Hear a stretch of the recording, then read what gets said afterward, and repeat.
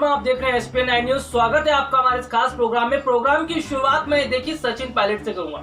सचिन पायलट ने एक बहुत बड़े मुद्दे को उठाया। इसके साथ ही साथ अगर मैं यहाँ पर बात करूं तो सचिन पायलट ने सीधा सीधा चुनाव आयोग को घेर लिया। जी हाँ, जिस तरह से देखने को मिल रहा है कि चुनाव आयोग अब सुस्त पड़ता हुआ नजर आ रहा है और उस पर केंद्र सरकार पूरी तरह से हावी है। ऐसा लग रहा है कि चुनाव आयोग तो कुछ रह ही नहीं गया है। चुनाव आयोग की कोई बातें नहीं मानी जा रही है। चुनाव आयोग जो बात कह रहा है उस पर कुछ अमल नहीं किया जा रहा है। तो ऐसे में सचिन पायलट, कांग्रेस के दिग्गज नेता है सचिन पायलट, इनका ये साफ कहना है कि जो चुनाव आयोग का काम है उसे पूरी तरह से वो करना चाहिए। और उन्होंने साथ ही साथ केंद्र सरकार पर भी हमला बोला। उन्होंने कहा केंद्र सरकार जिस तरह से कुछ राज्यों में जहां जहां उनकी सरकारें हैं वहां पर जिस तरह से वो मनमाने रवैये को अपना रही है, इससे साफ पता चलता है कि केंद्र सरकार ने आज संस्थाओं को जो है पूरी तरह से खत्म कर दिया। चलिए, मैं सचिन पायलट की बात कर रहा था। मेरे पास एक ट्वीट सचिन पायलट का है जिसमें देखिए सचिन पायलट ने ट्वीट करते हुए लिखा है,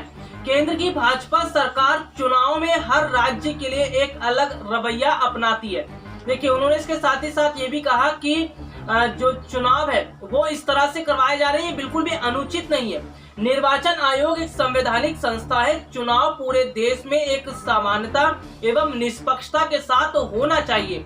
सचिन पायलट का ये ट्वीट बताता है कि किस तरह से आज केंद्र सरकार अपने मनमाने रवैये को अपना रही है। लेकिन क्या सरकार का ये मनमाना रवैया ठीक है? चुनाव आयोग जिसकी पूरी जिम्मेदारी होती है चुनाव को बेहतर ढंग से करवाया जाए, चुनाव को सही ढंग से करवाया जाए, निष्पक्ष तरीके से करवाया जाए।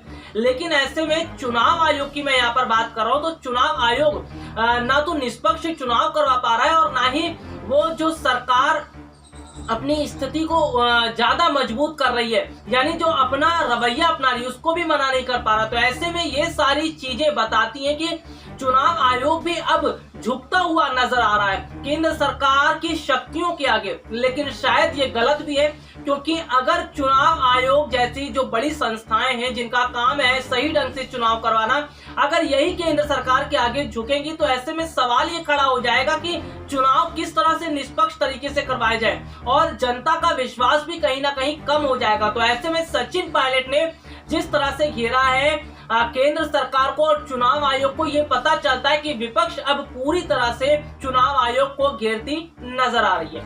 तो चुनाव आयोग अगर इस तरह से काम करता रहेगा तो वाकई में अपने आप में सोचने वाली बात होगी। लेकिन अगर मैं बात करूं, विपक्षी पार्टियां लगातार देखिए सवाल खड़ा करती आई हैं।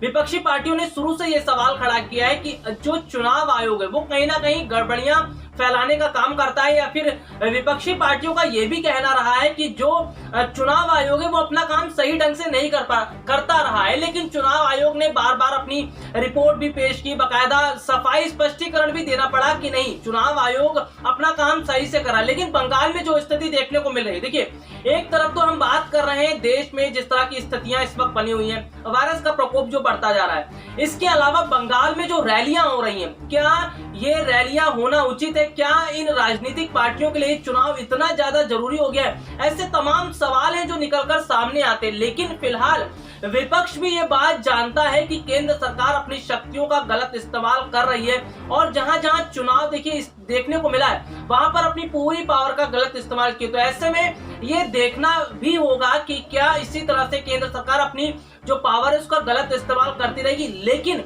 सबसे बड़ी बात देखिए ये भी है कि शायद केंद्र सरकार, यानी कि बात की जाए तो मौजूदा बीजेपी सरकार ये भूल चुकी है कि 5 साल बाद भी चुनाव होते हैं और जनता भी इस वक्त पूरी तरह से सरकार पर नजर बनाई हुई है। अगर जनता का एकजुट फैसला रहा तो साल 2024 की तस्वीर बदलेगी। और इसमें देखिए पूरी तरह से अगर हम बात भी करते हैं तो फिलहाल जो केंद्र सरकार का रवैया है वो बिल्कुल सख्त रवैया अपनाते हुए वो नजर आ रही है। लेकिन केंद्र सरकार का ये सख्त रवैया ज्यादा समय तक नहीं चल पाएगा, क्योंकि हाँ अगर बात की जाए तो देश के ऐसे तो बहुत सारे मुद्दे हैं जिससे जनता सरकार से नाराज तो है। इसके साथ ही साथ अगर हम बात करें तो फिलहाल जिस तरह की कठोर नीति का सरकार इस्तेमाल कर रही है, अपना फायदा उठाती नजर आ रही है, कहीं यही बातें सरकार पर भारी ना पड़ जाए। देखिए अगर हम बात कर रहे थे किसान आंदोलन की, किसानों की वजह से किसान जो है परेशान नजर आ रहे थे, और सरकार की अगर हम बात करते हैं तो सरकार ने भी किसानों के खिलाफ जो किसानों के लिए बिल, काला कानून जो बिल लेकर आई, इससे किसान नाराज थे। किसानों का गुस्सा साफ तौर पर देखने को भी मिला, जैसे कि पंजाब में जो उपचुनाव हुए थे उस समय देखने को मिला। इसके साथ ही साथ अगर बात करें धीरे धीरे आने वाले समय में और जनता की नाराजगी भी देखने को मिलेगी। खैर बंगाल में क्या स्थिति रहती है तो आने वाला समय बताएगा,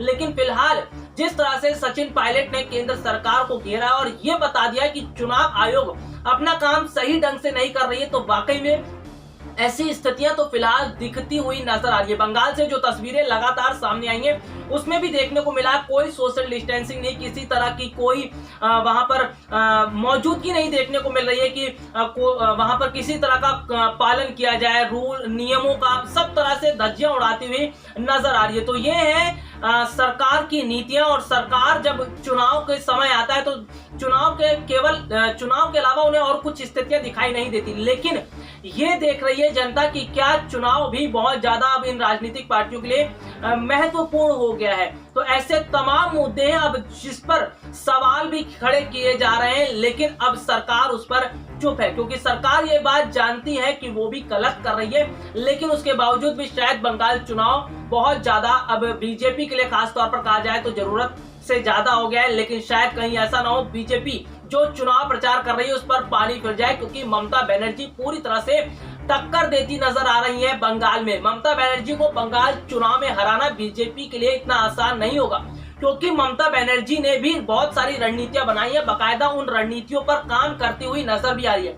हालांकि बीजेपी ने ममता बनर्जी के खिलाफ जिस तरह से अपनी फौज उतारी और वहां पर स्टार प्रचारकों की जो पूरी टुकड़ियां भेज दी उसको कहा जाए, बीजेपी के बहुत सारे ऐसे नेता थे जिन्होंने अभी तक प्रचार प्रसार किया है बंगाल में, लेकिन ये देखना होगा कि क्या इन राजनीतिक पार्टी के नेताओं की ये जो प्रचार प्रसार की जो स्थिति थी ये कितनी कारगर साबित होती है और कितना जो है इनको आने वाले समय में फायदा मिलेगा। लेकिन अगर पूरी बात की जाए तो फिलहाल बंगाल में टीएमसी भी बीजेपी पर भारी पड़ती नजर आ रही है। अगर ये भी कहा जाए तो बहुत समय पहले भी इस तरह के एग्जिट पोल और आंकड़े जिसमें बताया गया था कि ममता बनर्जी की जीत होगी, और इस तरह से स्थितियां तो फिलहाल कांटे की टक्कर देखने को मिल रही। लेकिन हाँ, ये जरूर कहा जा सकता है बीजेपी थोड़ी सी डरी हुई भी है। हालांकि बीजेपी अपना डर छुपाने की कोशिश कर रही है, लेकिन अगर मैं बात करूं तो बीजेपी के चेहरे पे जो शिकन देखने को मिल रही है, जिस तरह से रैलियों पर जोर दिया जा रहा है, इसका मतलब है कि बीजेपी ये बात जान चुकी है कि टीएमसी टक्कर दे रही है और बंगाल में नतीजे उसके